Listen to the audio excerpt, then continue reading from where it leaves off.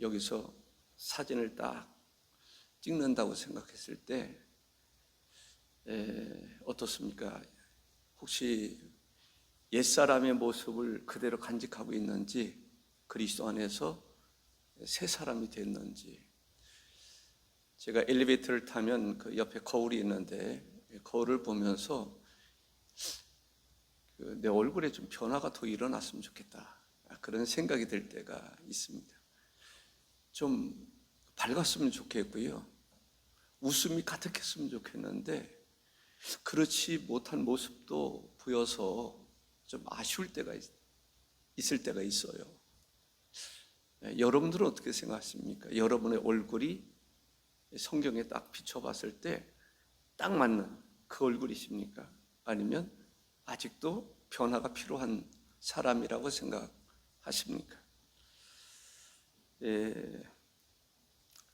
그리스도인들의 가장 강점, 교회의 가장 강점은요, 성품에 달려 있어요. 그리스도인들은 좋은 성품을 가져야 돼요. 예수님의 성품을 닮아가야 돼요. 그러면 교회는 사람들이 오고 싶은 교회가 됩니다. 근데 그런 성품이 없이 세상만도 못한 그런 모습을 보여주면 세상 사람들도 교회를 욕한다니까요. 그것은 소금이 제 맛을 잃어버리는 것과 마찬가지입니다. 오늘도 정말 우리가 친절, 또 러브, 친절한 사람, 친절을 베풀 수 있는 사람, 정말 친절한 사람, 사랑할 줄 아는 사람, 하나님의 나라입니다. 하나님의 나라가 잘 이루어진 사람들이 가면 재직회가 행복합니다. 부드럽습니다. 은혜가 됩니다. 당회가 은혜가 돼요. 즐겁습니다. 하나님의 나라를 이룬 사람 때문에 당회 분위기가 달라집니다. 교회 분위기가 달라져요. 사역의 분위기가 달라집니다. 구역의 분위기가 달라집니다. 가정의 분위기도 달라지고 직장의 분위기도 달라집니다. 너희는 세상의 빛이다. 그 빛은 강한 빛입니다. 바울 사도가 그 빛을 받았을 때 충격이었습니다. 이런 빛이 있었을까? 일반적으로 빛하면 햇빛, 밝은 빛, 이 정도로 생각하는데 바울이 경험했던 그 빛은 그 빛이 아닙니다. 그 빛을 받은 사람들은요, 세상 사람들처럼 살아가지 않습니다. 내 안에 그리스도의 영이 있으면 예배가 달라집니다. 예배가 행복합니다. 이 세상에서 지금 필요한 게 뭐예요? 소금과 빛이 필요한 거예요. 진정한 소금, 진정한 그리스도인. 그런 사람들이 있으면 사람들이 모여든다니까요. 보세요. 성품이 좋은 사람이 있으면 그 사람 주변에 사람이 몰려듭니다. 그 사람과 사귀고 싶고, 그 사람과 식사도 같이 하고 싶고, 그 사람과 여행도 같이 하고 싶고, 놀고 싶어 합니다. 그런데 그렇지 않은 사람들은 가까이 오기를 싫어합니다.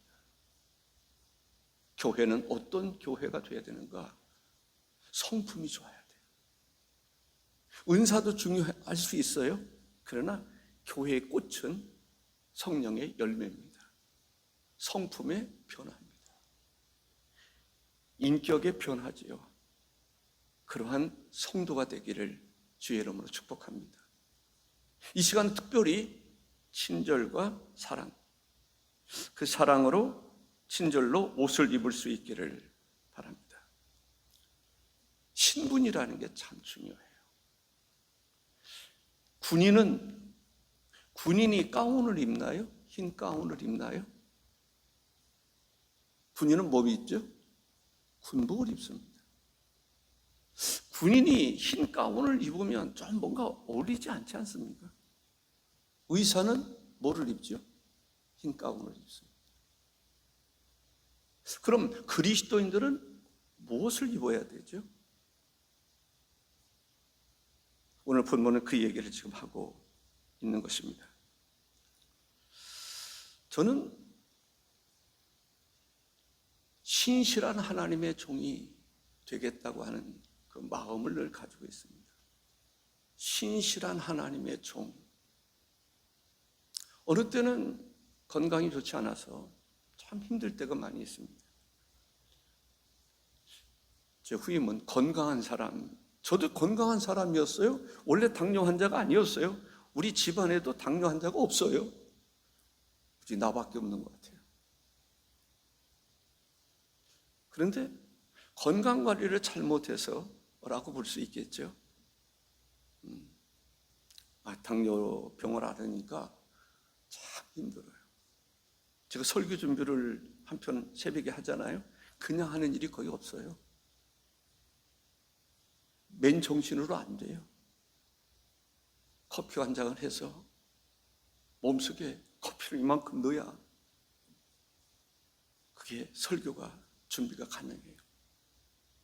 그러니 얼마나 힘들겠어요. 그러나 제 마음속에는 어떻게 해서든지 하나님께서 보실 때에 신실한 종이다 라고 하는 그 평가를 받고 싶은 것이 제 마음입니다. 여러분들, 나는 어떤 사람이라고 생각하는지 그 생각에 따라서 여러분의 모습이 지금 여러분의 모습이리라 생각을 합니다. 나는 어떤 사람인가 라고 하는 것이죠. 12절에 보면 상반절에서 이런 말씀을 합니다. 그러므로 너희는 하나님이 택하사 거룩하고 사랑받는 자처럼, 이렇게 말합니다. 하나님의 선택받은 백성인 거예요. 거룩하게 지음을 받은, 우리는 예수 그리스도를 믿음으로 죄 사함을 받은 사람들입니다. 그러니까 죄의 옷을 벗어버려야 돼요. 다 죄 사함을 받았으니까 날마다 그리스도 안에서 죄의 옷을 벗어버려야 돼요. 그런 의지가 있어야 돼요. 그런 마음이 있어야 돼요. 그리고 사랑받은 사람처럼 살아갈 때 사랑할 수 있어요. 아멘이십니까? 나는 하나님의 사랑받은 사람이야. 언제부터? 과거로부터. 그 과거 언제예요? 내가 태어나기 전부터라고 할 수도 있겠죠. 만세 전부터. 나는 사랑받기 위해서 태어난 사람이야. 사랑받고 살아가는 사람이야. 지금도 받고 넘치도록 받고. 그런 사람들은 사랑을 베풀며 살아가요. 이 사도 바울은 오늘로 말하면 좋은 성품의 옷을 입어라 라고 얘기합니다. 좋은 성품의 옷을 입기 위해서는 너 자신을 알아야 된다. 네가 누구냐? 우리가 하나님의 자녀라고 그러잖아요. 우리는, 하나님은 어떤 분이십니까? 우리의 왕, 만왕의 왕 되신대요. 우리는 왕의 혈통을 받은 거예요. 아멘? 그냥 대통령의 그 차원이 아니에요. 그건 비교할 수 없어요. 사실 대통령이라고 하는 어느 나라든지 그 왕은 하나님 볼 때는 악한 왕도 있고요. 하나님의 평가 기준에서 볼 때 우리가 평가할 수 있어야 돼요. 그런 차원이 아니라는 얘기예요. 우리는 하나님의 자녀예요. 만왕의 왕의 혈통을 받은 사람이에요. 그 피를 이어받은 사람이에요. 그렇다고 한다면, 진짜 왕의 혈통을 받은 사람이라고 한다면 왕자처럼 살아야지. 그리스도인이라고 하는 사람들은요, 바로 그런 사람들이에요. 그런데 그 만왕의 왕의 혈통을 받은 사람으로 생각하지 않고 그냥 세상 사람 수준으로 생각하니까 세상 사람들처럼 살아가는 거예요. 사람의 힘으로 할 수 없지만 이 시간 주님 앞에 기도하면서 말씀을 선포하는 것은 옛사람의 모습을 벗어버립시다. 그 누더기 걸치고 살지 맙시다. 그 냄새 나는 거, 부패한 거, 그거 벗어버립시다. 그리고 그리스도로 새 옷을 입으십시다. 그것은요, 그냥 잘 안 돼요. 결단해야 돼요. 옛사람의 옷을 벗어버려야 되겠다는 확고한 의지가 있어야 돼요. 그거 별거 아니야. 그리스도를 옷 입고자 하는 날마다, 우리는 날마다 옷을 입어요. 날마다 그리스도를 옷 입어야 돼요. 여러분도 옷을 입는데 아침에 새벽 예배를 드리든지 아침 직장 생활을 하든지 옷을 입지 않습니까? 무슨 옷을 입습니까?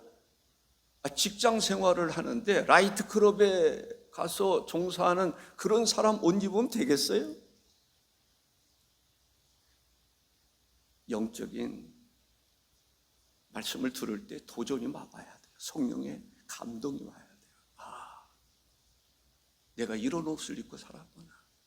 지금도 그 옷을 마치 소중한 것처럼 착각하고 살아가고, 이제 주여 이 더러운 옷을 더러운 옷으로 여기게 하시고 버릴 것은 버리게 하여 주옵소서. 영적인 감동과 함께 의지적으로 결단을 해야 돼요. 깨달아야 돼요. 이게 바로 옛사람의 모습이구나. 이것이 바로 그리스도인이 입어야 할 옷이구나.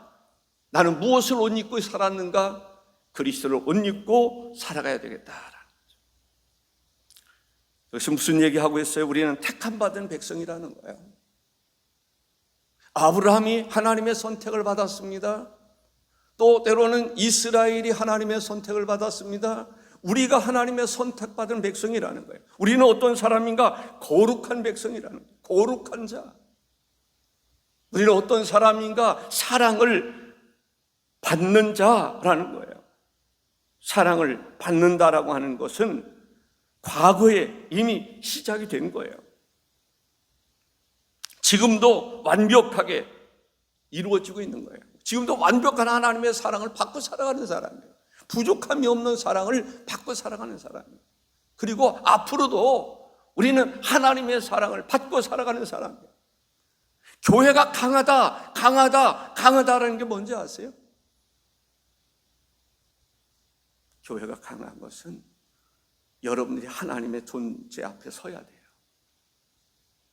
그리고 그 하나님의 말씀을 들어야 돼요. 그리고 순종하면요, 교회는 하나님이 움직이는 거예요. 근데 그렇지 않으면 하나님은 움직이지 않아요. 사람은 나름대로 노력하겠지만 그것으로 영적인 부흥을 일으킬 수 있습니까? 불가능하죠. 그래서 우리가 하나님의 말씀을 들을 때 때로는 사도행전 10장에서 보는 고넬료 가정에서 그 말씀을 사모했던 그들과 같은, 마가의 다락방에 모였던 사람들이 하나님의 약속을 믿고 기다렸던 그들과 같은 말씀을 의지하고 나갈 때 사도행전의 역사가 일어났던 그것을 보면 하나님 말씀을 의지하여 영적인 감각을 가지고 안전뱅이도 일으키고 병든 자도 고치고 귀신도 물리치고 하나님의 말씀을 강력하게 선포할 때, 말씀은 선포예요. 선포할 때, 아멘으로 받을 때 말씀의 역사가 일어나는 거예요. 여러분의 성품의 변화 어떻게 일어나겠어요? 제가 이렇게 보면요, 어느 때는 저 사람 성령이 있나? 성령이 역사하나? 왜 말씀을 그렇게 선포해도 어떤 사람들은 아멘 받는데 얼굴이 왜 저럴까? 두려울 때가 있어요. 목회자로서 성령이 떠난 것은 아닌가? 자기 의지만 가지고 살아가는 것은 아닌가? 무슨 행동을 할 때, 말을 할 때 성령의 감동과 역사를 따라서 말할 수 있어야 되는데, 영안이 열려야 되는데, 열려라 해바다 열려라 눈을 뜨게 하소서. 영적인 눈도 열리고 영적인 귀도 열리고 영적인 마음도 열리고 영적인 심령도 열리고, 그럴 때 하나님의 임재가 함께하는 줄로 믿습니다. 하나님이 들어와 계셔서 나와 더불어 먹고 마시는 즐거움이 있는 줄로 믿습니다. 영적인 즐거움으로 인해서 우리의 성품의 변화가 일어나는 거예요. 영적인 즐거움이 없는데 성품의 변화가 일어날 수 있을까요? 불가능할 거요. 가능치 않습니다. 성령의 임재와 함께 영적인 즐거움이 있어야 돼요. 하나님의 성령의 임재가 있을 때 불꽃 튀는 그런 역사 속에서 은사도 나타나는 것입니다. 심령의 변화도 일어나는 것입니다. 하나님의 나라가 내 마음속에서 이루어지는 것입니다. 영적인 파장이 일어나지 아니하면 마음의 변화도 없거니와 그 사람은 살았다 하나 죽은 자입니다. 능력이 없습니다. 늘 입술에는 부정이 나오고 긍정이 나오지는 않습니다. 하나님의 말씀을 예라고 말할 수 있어야 되는데 하나님의 말씀을 예라고 말할 수 없는 그 사람이라면 하나님의 말씀을 받을 수 있는 옥토가 되지 못했다라고 말할 수 있을 것입니다. 우리가 어떤 존재인가에 대해서 아는 것이 중요합니다. 하나님의 자녀라고 말합니다. 우리는 왕의 혈통을 가진 사람입니다. 그리스도의 보혈의 피가 우리에게 항상 흐르고 있는 사람입니다. 우리는 왕 되신 하나님의 자녀들입니다. 하나님께 속한 사람들입니다. 그렇기 때문에 교회는 영적인 군사가 될 수 있는 것입니다. 주님과 함께하면 엄청난 파워, 능력을 가지고 있는 것이 교회입니다. 1차적인 그런 마음에, 우리 마음에 하나님의 나라가 이루어져야 돼요. 하나님의 나라가 이루어지면 재직회가 행복하게. 와. 하나님의 나라가 이룬 그 사람 때문에 당회가 행복한 거예요. 와. 마귀의 나라가 이루어진 사람이 들어가면요, 당회가 힘들어요. 재직회가 힘들어. 직장이 힘들어. 사회가 힘든 것을 볼 수가 있습니다. 그래서 너희는 세상의 빛이라 라고 말씀하고 있는 것입니다. 이제는 설교가 중요한 게 아니에요. 여러분의 마음이 그리스도를 닮아가는 게 중요한 거예요. 설교는 여러분들의 마음에 그리스도를 닮아갈 수 있게 하는 한 방법일 수 있어요. 정말 여러분의 마음속에 천국이 이루어져서 여러분들이 간 곳이 재직회든지 당회든지 여러분 때문에 교회가 부흥되고 사람들이 모여들고 싶고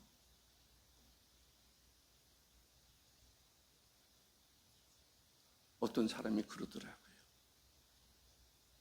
모처럼 재직회 한번 참석했다가 교회를 떠나고 싶은 생각이 들었더라. 그러면 안 되잖아요. 여러분 말 한마디가 사람들에게 상처가 되기도 하고 치유가 되기도 하는 거예요. 성품의 변화입니다. 그래서 성품이라는 게 매우 중요합니다.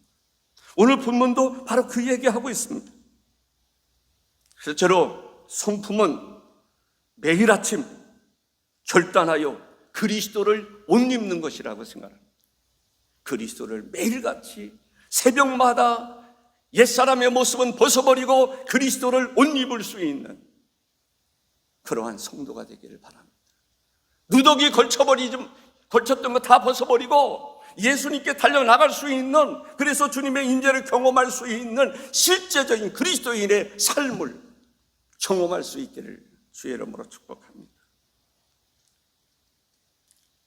오늘 본문은 바울 사도는 그리스도인의 새로운 신분을 선포하고 이제는 그러면서 성품을 나열하고 있습니다. 12절 하반절에 보면 긍휼과 바로 성품입니다. 자비와 겸손과 온유와 오래 참음을 옷 입고, 우리가 옷을 입어야 되는데 무슨 옷을 입어야 되는가? 라고 하는 거예요. 긍휼, 따라해 볼까요? 긍휼, 자비, 겸손, 온유, 오래 참음, 그것으로 옷을 입으라. 그러면서 하신 말씀이 서로 용납하라 라고 얘기하고 있습니다. 우리는 긍휼, 자비, 겸손, 오래 참음, 온유, 오래 참음을 옷 입어야 합니다. 그리고 용납할 줄 아는, 용납이라고 하는 말은 무게를 견디다, 참아내다, 붙들어 주다라는 말입니다. 제가 어렸을 때 우리 마을에서 어쩌다가 한 번씩 한 광경을 보게 됩니다. 군부대에서 유격 훈련을 하기 위해서 우리 마을을 지나가게 됩니다. 근데 그때 이제 사람들이 뛰기도 하고 그러는데 군장 이렇게 메고 말이죠. 뛰는데 어떤 사람은 너무 힘들으니까 제대로 걷지를 못해요.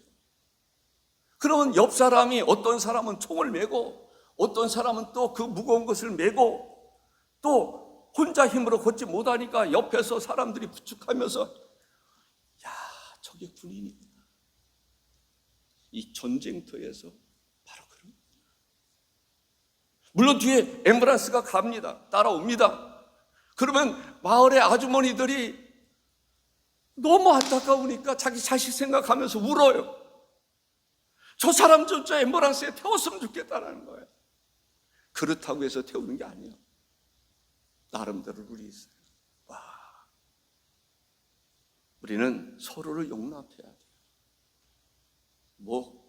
다른 사람의 군장을 같이 메고 갈 수 있는 그 용납이라는 거 바로 그런 의미란 말이죠. 누군가를 용납한다는 것이 쉽지는 않습니다. 그러나 교회는 여러 가지 성품을 가지고 있어야 됩니다.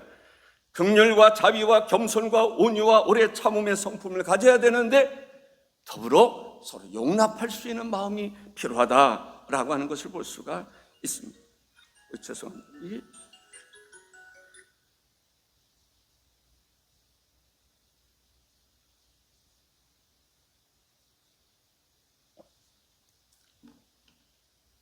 두 번째는 이 친절에 관한 이야기입니다.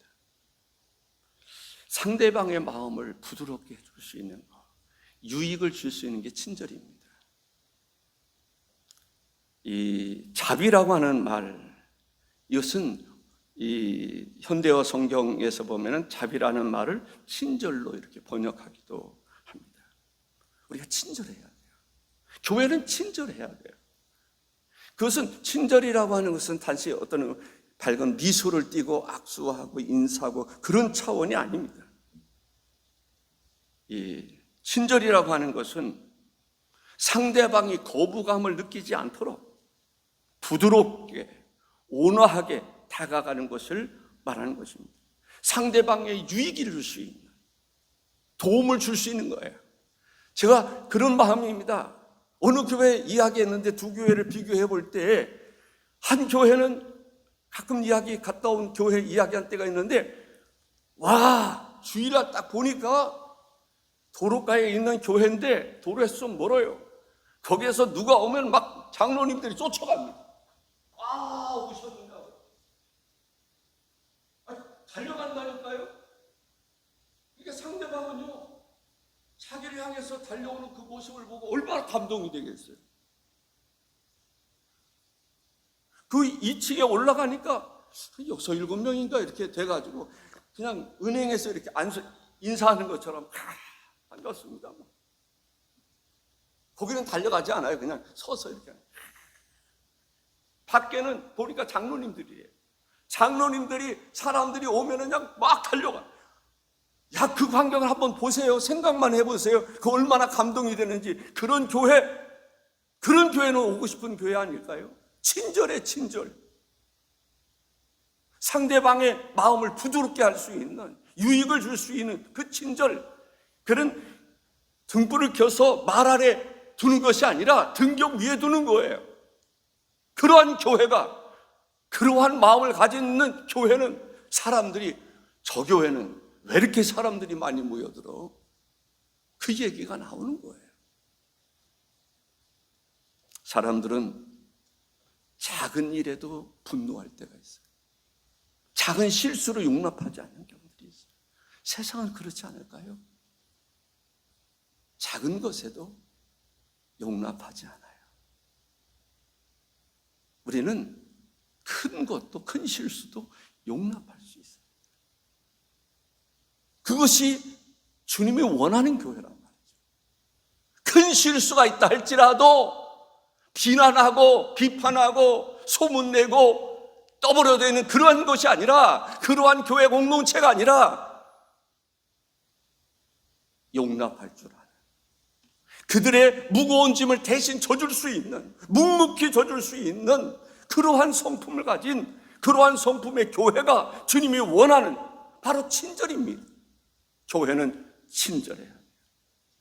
싸납고 거칠고 비판적이고 대들고 그런 거 아니고 친절의 성품을 가져야 돼요. 그 다음에는 러브터치입니다.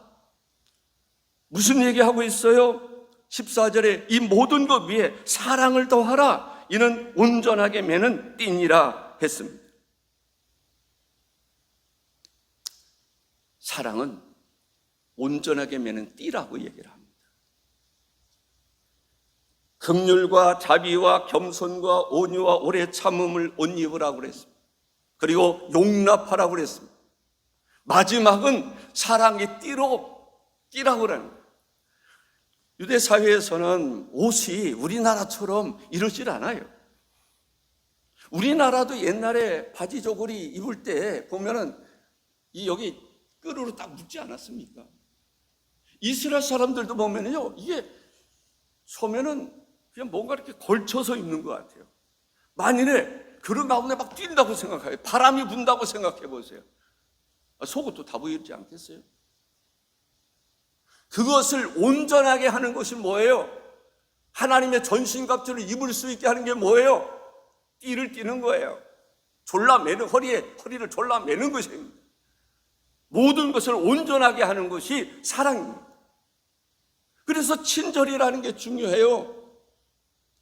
러브라고 하는, 사랑이라고 하는 게 중요한 것입니다. 교회의 친절과 사랑,